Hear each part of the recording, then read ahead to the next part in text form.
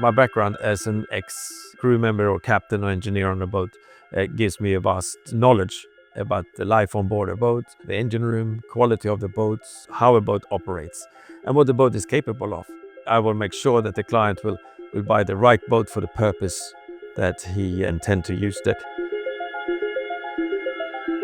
One of my first questions to a client is, what is your intended use? And if you say, I want to hang around the south of France and I want to go to Port of Cherbourg and I want to go to Saint-Tropez and I will not use the boat in the winter, then I will obviously choose or recommend him a certain type of boat. If he says he want to go around the world and he want to go to far-fetched places, surely that's another type of vessel. So I think my knowledge about the product, my knowledge about the boats, knowing what boats are quality and what's less quality, and it's always a matter of quality and price. Nothing wrong with a lesser quality boat because you're not going to pay as much. Most brokers, I hope, would be able to see what the paint looks like, how the deck's been maintained. That should be something that your broker will be capable of or knowing. There's many small details you can see within the first minute on board a boat that kind of will reflect on the whole ship and its maintenance and its budget. One thing I exclusively do, I always do, I will see the engine room. Every boat I go on board, I'm going to see the engine room because that is where you see the true quality and the true condition of the boat. Anyone can have a beautiful shiny interior with new cushions and they're smelling nice because the candles are burning, but the engine room, that's where you see whether money is spent or not. So when I started here in 1996, we had the managing director of the company at the time encouraged us to sell boats. Selling boats made more money and was less time consuming than building a boat.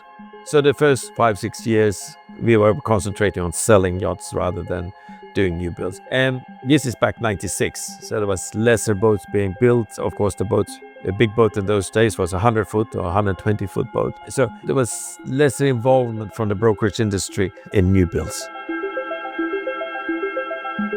My very first client voiced an opinion on building a very special boat for himself, which was different to what was offered on the market. We then researched internally and we put together a team and we built this first boat. And that's kind of gave me the taste of building boats because here I can use my knowledge as a captain to knowing how the boat should be operated, how it should be easily navigated or driven. I was deckhand for a while as well, so I want to know what would be convenient for equipment and mooring and all that sort of things. And of course, as an engineering background, I was very excited about the engine room and the systems. So I'm very deeply involved in every aspect, from engines to generators to all other equipment on board. And that's kind of get me started. And from there on, I built many boats. I think that's the fun part for me, because if you may do a new build project for an owner or for a family, if you do it right, they will have a lot of fun. There will be enjoyment from all family members or the couple, both husband and wife, if you do it right from the beginning. Again, the same question, what's your intentions with the boat? What is the size of the boat? What's your budget? Do you looking for the Rolls-Royce of yachts, or do you looking for the Volvo of yachts? And then we will find a suitable shipyard that's going to fit with that project.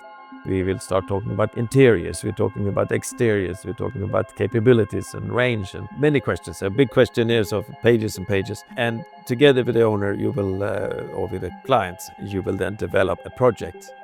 Now you can go custom, which is also exciting, or you go to a semi-customs, which most of the shipyards today is offering. Interesting thing now is that my son had just entered into the yachting industry and going to start working on boats and learning. The advice I've given to my son is contrary to what all the other kids coming down to Antibes looking for a job. I said to him, do not go and work on an 80, 90 or 100 meter boats, which everyone is dreaming to work on, because you're just going to be a number and the captain won't even know your name. Go and work on a 100 to 120 foot boat between 5 and 7 crew members. You're going to help the captains do watches. You're going to help the chef in the galley.